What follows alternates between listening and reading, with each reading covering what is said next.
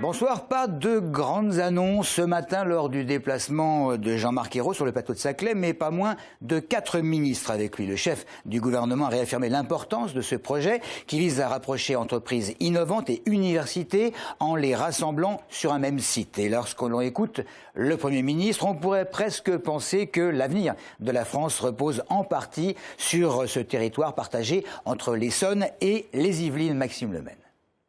Un champion international, une source d'inspiration, c'est en ces termes que Jean-Marc Ayrault décrit Paris-Saclay.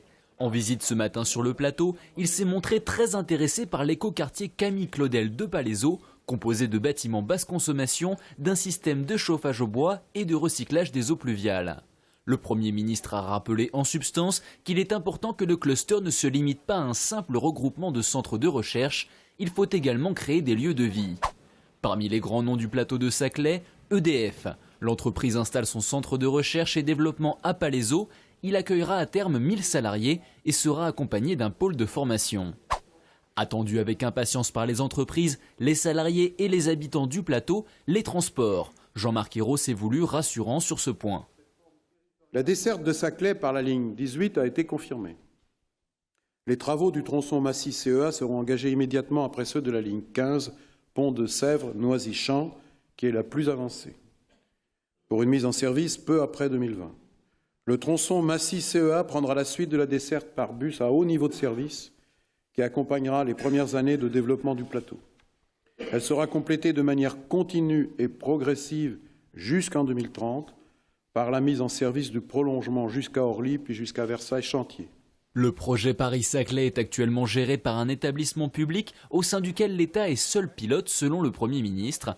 Il devrait prochainement être remplacé par un établissement public d'aménagement où les acteurs locaux auront leur mot à dire. Un temps considéré comme un véritable serpent de mer, le plateau de Saclay est bien aujourd'hui une réalité avec et sur laquelle il faut compter. Ce n'est certainement pas le président du Conseil général qui va dire le contraire. Il y a 10 ou 15 ans, on parlait du plateau de Saclay, on disait il va se passer un jour quelque chose. Là maintenant, on sait que c'est parti, on sait que c'est lancé. Oui, donc c'est une vraie fierté essonnienne, incontestablement, parce que savoir qu'on va accueillir un quart de la recherche française dans ce bout d'intelligence en Essonne et en même temps faire ville, oui, c'est une vraie fierté. Jérôme Guedj, qui s'est d'autre part félicité de l'annonce par le Premier ministre de la réalisation de la ligne 18 du Grand Paris Express dans sa portion comprise entre Saclay et Massy-Opéra peu après 2020, soit, a-t-il relevé, 2 à 3 années plus tôt que la date initialement fixée. C'était donc 2023. La plupart des personnalités politiques socialistes du département assistaient évidemment à cette visite du chef du gouvernement, mais ce soir, elles seront également très attentives car dans 70 bureaux de vote, plus de 3000 adhérents socialistes sont appelés à voter pour désigner les têtes de liste en vue des prochaines municipales. Carlos da Silva, le numéro 1 du PS 91 et qui prépare les élections de mars, dit vouloir respecter ceux qui ont demandé à la fédération de ne pas dévoiler la liste des postulants. Et puis toujours en politique, Nicolas Dupont-Aignan qualifie de récréation l'affrontement entre Nicolas Sarkozy et François Fillon, le député essonnien, président de Debout la République, rappelant que l'ancien Premier ministre avait ouvert les hostilités. Pour financer les travaux du Grand Paris, il faut s'attendre, entre autres, à une importante augmentation du prix du billet du métro. Il s'agit de construire plus de 200 km de lignes, 70 nouvelles gares. Bref, c'est une hausse qui pourrait atteindre 42% qui attend les usagers. En 2025, le pass Navigo pourrait coûter 161,40 € alors qu'il n'en vaut actuellement 113. Reste que l'on pousse de plus en plus les habitants d'Île-de-France à emprunter les transports en commun en laissant s'il y a lieu les voitures au garage ou dans les parkings. Une enquête d'AXA Prévention sur les femmes au volant révèle, contrairement à certains clichés, qu'elles sont plus exemplaires que les hommes, beaucoup moins permissives que les messieurs pour ce qui concerne l'alcool, plus raisonnables et si elles se sentent fatiguées surtout, moins d'excès de vitesse, mais elles sont plus nombreuses à passer à l'orange et plus accros que les hommes pour ce qui concerne le téléphone ou les SMS au volant. Il n'y a pas vraiment de différence entre les hommes et les femmes. Je sais pas, les femmes ils sont moins fiables que les hommes.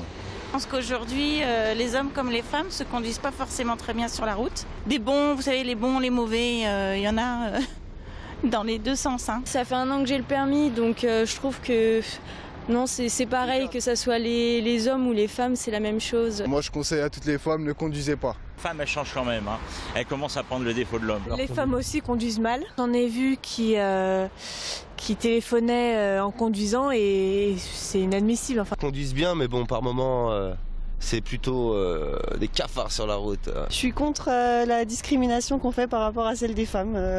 Des femmes conduisent bien et des hommes conduisent bien. Enfin voilà, c'est pareil pour moi. Ah là, ils vont nous traiter de sexistes, tout ça. Enfin, moi, je trouve de plus en plus, comment dire, vénères un peu sur la route. Ils sont agressifs. Mais c'est vrai qu'il y a aussi des hommes qui sont agressifs. Métro, avion restent les voitures. Pardon, métro, voiture restent les avions, dont certains n'ont pas décollé en raison de la grève d'une partie du personnel de la Direction générale de l'aviation civile. Comme prévu, Orly a été affecté, notamment le Paris-Nice, la navette d'Air France.